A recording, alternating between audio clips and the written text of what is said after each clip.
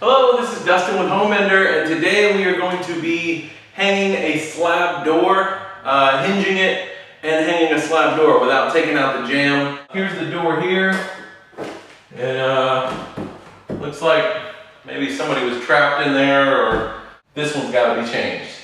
Let's get to it. So the first thing you want to do is buy the right door.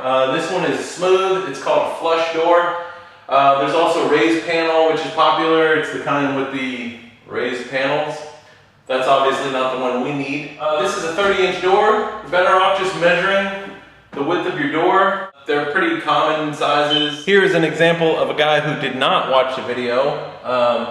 You can see it's all jacked up. Let me show you the middle hinge, it's even better. There we go, just a bit off, looks ridiculous. This guy thought he was getting his deposit back, but apparently not, because I'm here. In order to get your security deposit, let's watch the video, get it hinged right. So we're gonna take off the door at the hinges, at the jamb. Leave the hinges on the door. Now the paint is holding this door on, just give it a pull. Now we're gonna lay our door down with the hinge side up, and we're gonna take our new door and set it right next to it so we can stencil where the hinges go. Make sure they're flush. Now we're gonna flap the hinge over there and just mark the lines where it goes.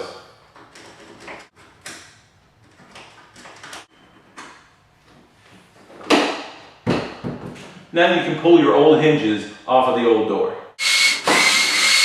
Now we're going to use these hinges as a guide. You can leave the door next to the old one so you can kind of gauge about where the hinge is going to go. You already have where it's marked. What you're doing is gauging how far into the door it's going to go.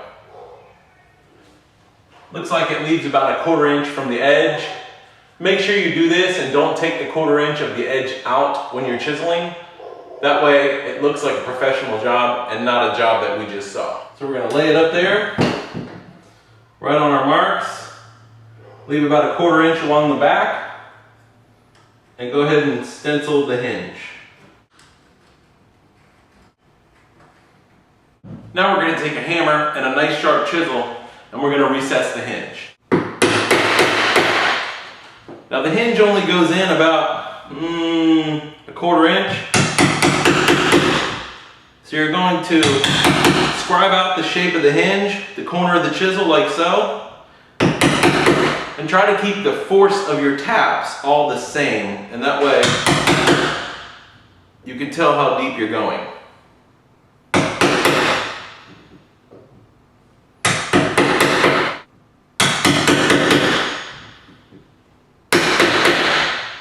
Once you get that marked out, you can go ahead and do the rest of the hinge.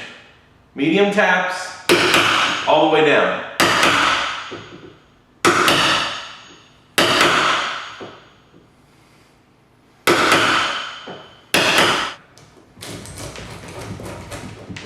Take out the extra, just nice and gentle.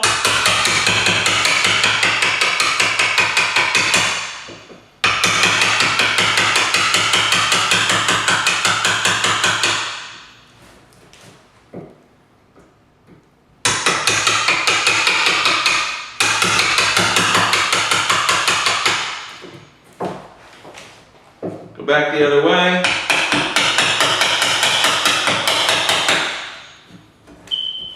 You can also use a router to do this, but most homeowners don't have a router. $10 chisel is way cheaper.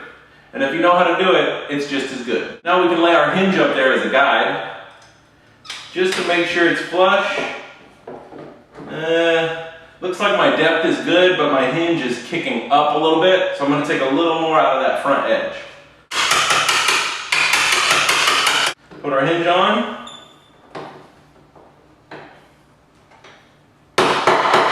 Fits nice and tight, and it's flush. Now we're ready to do the other two. Once you got your hinges recessed, you're ready to put the hinges on the new door.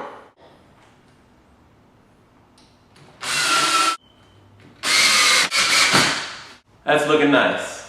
All right, new door's ready to go in. I got my hinges on, got a screw ready, and I'm just gonna lift it up on my foot, set it into place, and put the screws right back in the old holes.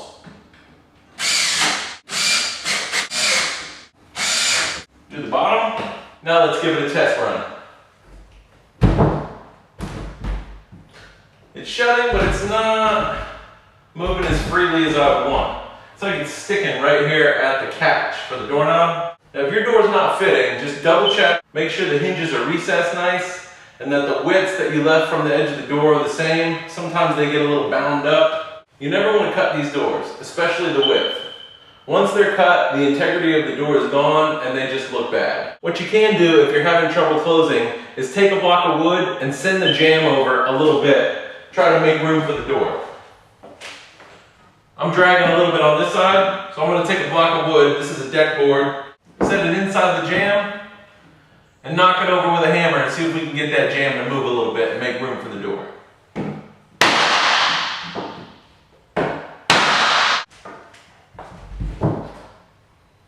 Working awesome. Now all that's left is to put your knob on and we're good to go. So that's it. Old door out, new door in, and best of all, this one does not have a hole in it. Now you can get some privacy doing business. So for Home Mender Inc., this is Dustin. I hope you learned something today, and if you did, don't forget to click subscribe. Thanks for watching.